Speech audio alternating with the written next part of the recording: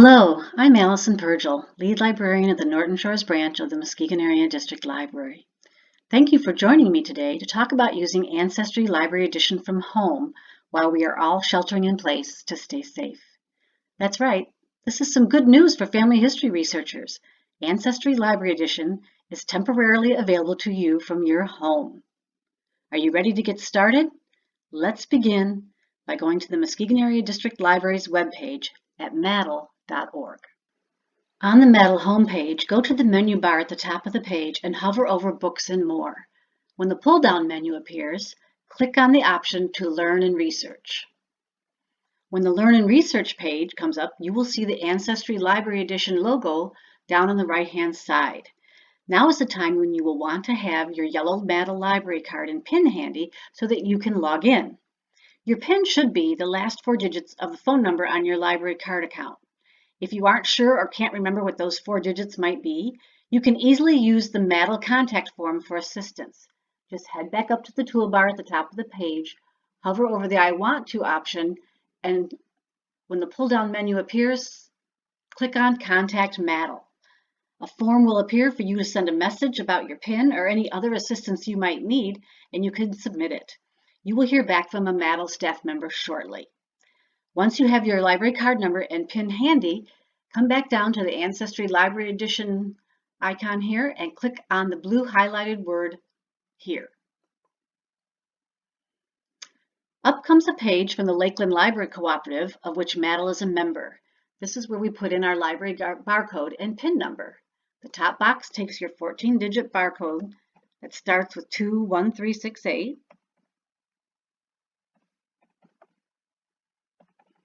And then the next box down below goes in your 4-digit PIN. And submit. Another Lakeland Library Cooperative page comes up saying thank you for logging into the e-services from the Muskegon Area District Library. And then there in blue are the words Ancestry Library. That's our link. Let's click on that. And now here we are in Ancestry Library Edition. The exciting world of a genealogy megasite with over 7,000 databases and billions of genealogical records to search. For you regular Ancestry Library Edition users, go ahead, get comfortable, and start searching. For any newbies or anyone wanting a refresher, I just want to point out a couple of features and share a quick search tip. Whether you are new or returning to Ancestry Library Edition, don't hesitate to check out the Learning Center first. Go up to the menu bar up here at the top of the page and click on Learning Center. Here are some great tips and tricks to help you use Ancestry Library Edition efficiently, from getting started basics over here on the left to more detailed specific records such as census records or immigration or military records, or even some tips and tricks for doing searching in a particular ethnic group, perhaps African American or Swedish ethnicity, or maybe you even have a family connection to Canada. Here's some great tips on how to do that. For those of you ready to go a little bit deeper, maybe you want to get into searching for death certificates or looking at christening or baptismal records from a religious denomination. Here's some more information about that in Beyond the Basics. No matter the skill level on Ancestry Library Edition, I highly recommend browsing through the Learning Center. I often take a look at it myself. Let's get back to Ancestry Library Edition's homepage by just quickly clicking on the logo up here in the left-hand corner. Now, I just want to mention a few quick access points to records to start your search. Or you happen to be looking for a specific year of the U.S. federal census? Right down here on the right-hand side, Ancestry lists every year of the U.S. Census records that are available. And if you want to click in a specific group, let's say you want to try searching in 1920, you just click on that year. And up comes a search box for you to search for a family member for just the year 1920 in the census. So that's an easy, quick way to get into a specific census year. Let's go back to the home page again. Another quick way to get into specific record groups is to click on the search button up here in the menu bar. When that pull-down menu appears, you see record groups put together such as census and voter lists, birth, marriage, and deaths, military records, immigration, and travel. This is a quick and easy way to search all the census that they might have available on Ancestry, not just the federal census that we just talked about, but maybe some state census records too. And for immigration and travel, maybe you're looking to see what naturalization records for citizenship that Ancestry might have, or passenger lists. So clicking on one of these options gets you into just that specific record group. Again, a box will come up to put in the information for the person you're looking for, and you can start searching. If you're looking for a specific record group on Ancestry that you only want to search, the card catalog is a good option right here.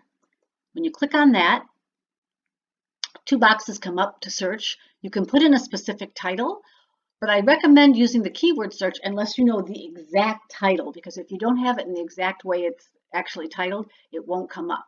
But let's say I'm wondering what Ancestry Library Edition might have for Michigan death records. So if I just type in Michigan death, oops, I have a typo there. Let's fix that.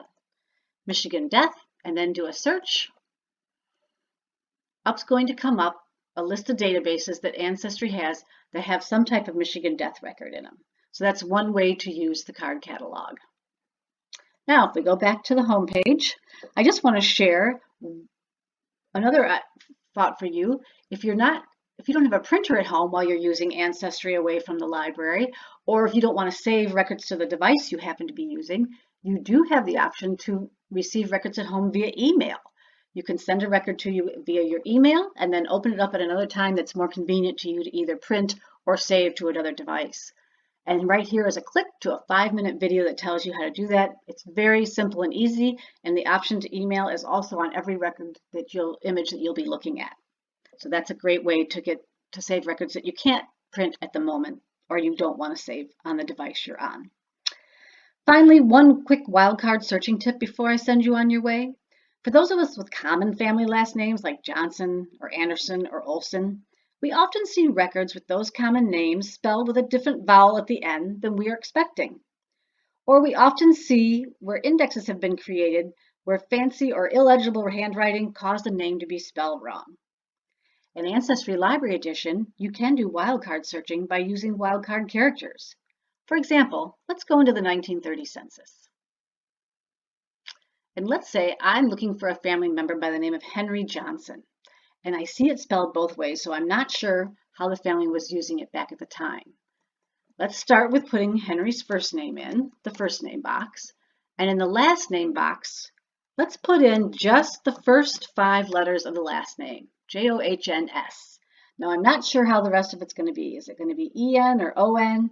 You just never know. In Ancestry, you can use the character asterisk, and it will now search for every possible ending to that name in its indexes. So you've got SEN, SON, you might get STON in case some loop or something got recorded incorrectly. It really opens up a lot of options for you. The other wildcard option is using a question mark to replace a single letter. Let's try looking for somebody by the name of Henry Olson. So we put in the OLS, and then we just put a question mark in for that single letter, and then the final N. Now Ancestry will check for every letter combination that will go in there, every possible vowel or other letter that might have gotten read wrong by an indexer. And you get all those different options of people that you might have missed spelling just by SCN or SON. And you don't have to do multiple searches.